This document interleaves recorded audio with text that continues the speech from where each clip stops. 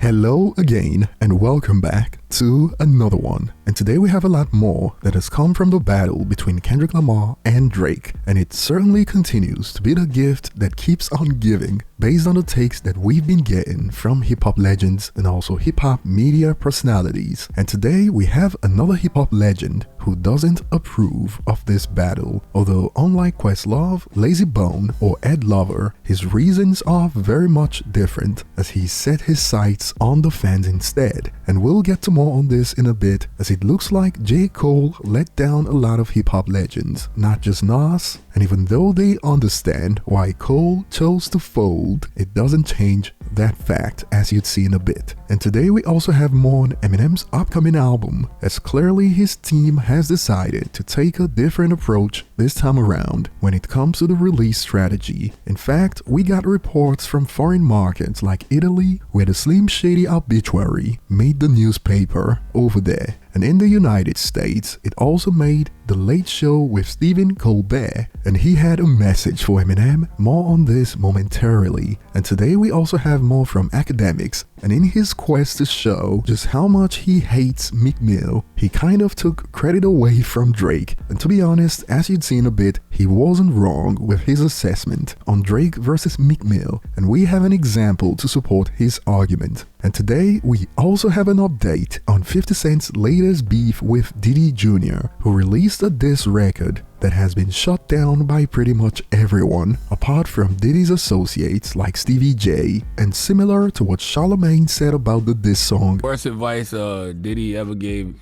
King Combs was can't stop, won't stop, because he needs to stop. It's been really quiet about the Diddy situation, right? Like, it's like the Drake and the Kendrick and all that. That's what I'm saying. So why stir all of this back up? We got to hear from Joe Budden about it, and he also doesn't understand why Diddy Jr. will willingly put himself in the crossfire between 50 Cent and Diddy. Check out some snippets from the Joe Budden podcast. Part of a good diss record is picking the right person to diss. And I don't think that 50 Cent is the right person to diss today. I don't really think that's ever for that matter. Why do you want to diss somebody who will literally spend the rest of their life paying you back for it? Why you want to diss it that's been on your pop's ass? Pause. Say no Diddy. Forever anyway. You just giving him more reason to with all of y'all. Why do you want to diss the who titled his album Get Rich or Die Trying when the mob bosses were trying to kill him? Like, if you're gonna talk Preem, shit, who am I? Why would you diss the he stopped the Summer Jam to set to forget it, man. Yeah.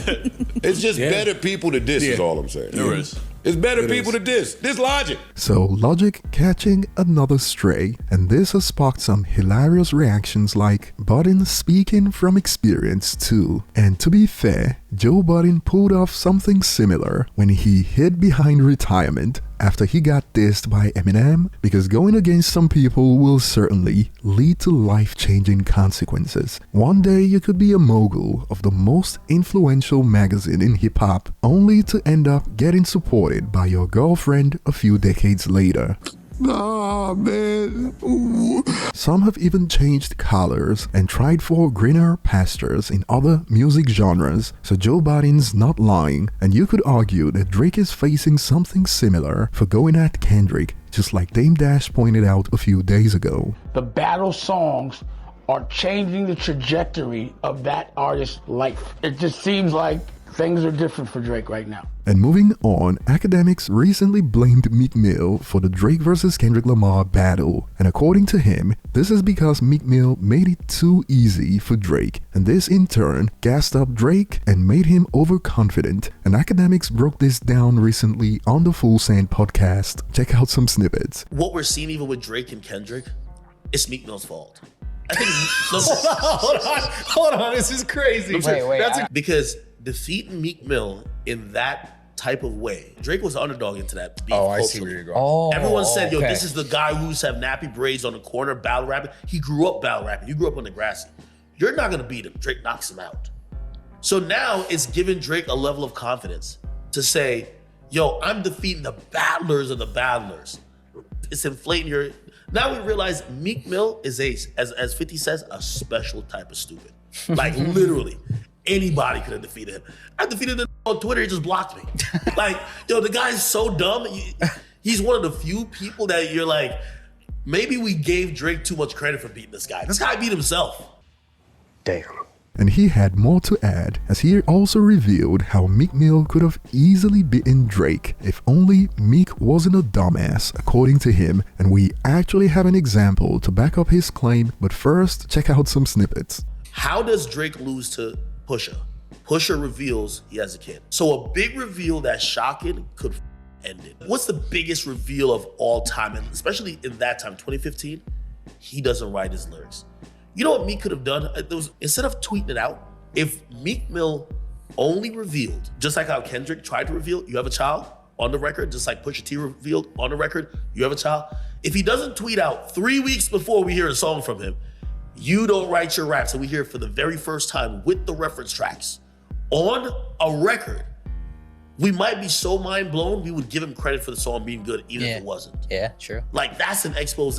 Except was just tweeting at all of his ammo. Like, he shot the ammo in the pregame. Now, he's not wrong when he said Meek should have saved his big reveal for the diss record and not Twitter. And recently a music legend made the same mistake, Nicki Minaj, before she released Bigfoot, the Megan Thee Stallion diss. Every bar that should have stung was already revealed days before on Twitter when Nicki was crashing out on the platform during her rants. And so it took the sting out of the actual song and she was clowned instead. And in response to Akademiks' take on this, while he's getting clowned for the most part, on this point, however, some users agree. He's right. Meek could have easily beat Drake if he used better strategy, and more, I was about to say he's just hating till I listened to the whole video, and I agree. Some people said Kendrick won because of tactics despite having the better diss tracks. Meek should have done it on a song. I don't remember Meek's diss song, but now Akademiks, aka the unofficial spokesperson of OVO, has pretty much put a dent on Drake's win over Meek Mill on a big platform. So the next time someone gives Drake credit for his battles, we can refer to Ak's video as a reference point as to why that win doesn't count. See what I mean? And moving on, Big Daddy Kane recently revealed why he lost interest in the battle between Kendrick and Drake, although his reason is quite different from all the other legends who disapprove so far. And we gotta find out about this from his chat with The Art of Dialogue, where he blamed the fans, specifically Drake fans, for ruining it. Check out some snippets. The Kendrick and Drake thing,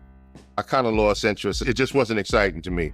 Not because of them two, but because of the fan base. The fan base just made it where I'm good. Because it's not a competitive thing about who spit the better bars. It's a thing about fact checking to see if this person told the truth. It's like if the line is dope and he dissed you, it's dope, man. It's that simple, you know. He bodied you with this, with what he said. Nah, that's not true. It's like, the line was dope. It's like, why are we trying to critique and decipher, what was said? You know what I'm saying? It's just a dope rhyme. It's like, enjoy the music, man. If that's the way the younger generation looks at battles, that's their thing then. I hope they're enjoying it. It just wasn't for me. And boy, in response to Big Daddy Kane's take on the fans ruining it, Drake's fans have been getting blasted. Check this out. Drake's fans refuse to acknowledge that he's the one that started the lies, the gossip, and the cheap shots, and he simply got outdone. Flawless victory. However, we also got to hear about how Big Daddy Kane felt about J. Cole folding. And to be fair, while he believes Cole is the greatest lyricist of this generation, he was clearly also disappointed that Cole folded. Check out some snippets from The Art of Dialogue. I'm more of a J. Cole fan. I think he is probably the greatest lyricist of this era. Honestly, where I'm from, I said what I said. So if I said it, I meant it, and that's that. I didn't say nothing about your family, your wife, you know what I'm saying? I didn't overstep my bounds So I said what I said. I'm not taking it back. But today is a different day, man. You know, you live in a world where people get canceled for some of the dumbest shit. So I can't be upset with him for saying, you know, I take it back. I told Papoose the night before, he might not want to go fucking with Cole, man. He ain't respond yet. And then that next night, those lines came, you know, so I was looking forward to where it was going to go, you know, like waiting, you know, heavily anticipating what Cole was getting ready to say next. And he chose to leave it alone. I was like, damn. And the fact that he's got Cole as the greatest lyricist has sparked heated debates on social media. Takes like, they hate the West Coast, Kendrick said it, and we got more. I love J. Cole. He's one of the greatest lyricists of all time, but he's not better than Kendrick when it comes to lyrics. And overall, in my opinion, I believe Kendrick Lamar just proved why he's better than all of them. He used Drake to set an example, at least so far, and I don't believe in awarding J. Cole any points for stepping in the ring, throwing a punch, and then forfeiting the match. You don't make it to the finals and then forfeit the game, and also expect to be crowned world champion. This is just my opinion, and rapper Mickey Facts believes Cole folded too soon, based on his belief that Kendrick would have kept it clean with him. Check this out. Contrary to popular belief, I don't believe Kendrick would have got personal with J. Cole. He would have kept it rap. I don't believe any secrets would have gotten exposed as long as Cole kept it rap. Drake didn't. Drake wanted blood. Would Cole have gotten personal strays? I don't know. Well, what are your thoughts? And moving on, Eminem's team has certainly doubled down when it comes to the change in release strategy this time around, and for his upcoming album, The Obituary of Slim Shady made its way to The Late Show with Stephen Colbert, and he had a secret message for Eminem. Check out some snippets. I was personally devastated to learn that an obituary has appeared in the Detroit Free Press for Eminem's fictional alter ego Slim Shady. If only the authorities had thought to contact his doctor, but sadly, they forgot about Dre. Now, the heartless buzzards of the media industry out there claim that Eminem is just running this fake obituary to promote his upcoming album, The Death of Slim Shady, Coup de Grace. Eminem, as he has repeatedly asked me not to call him, is a true artist. He would never stoop to emotionally manipulating his fans for a few streams. Plus, no major media figure is going to be dumb enough to fall for this obit and promote The Death of Slim Shady, Coup de Grace, available later this summer.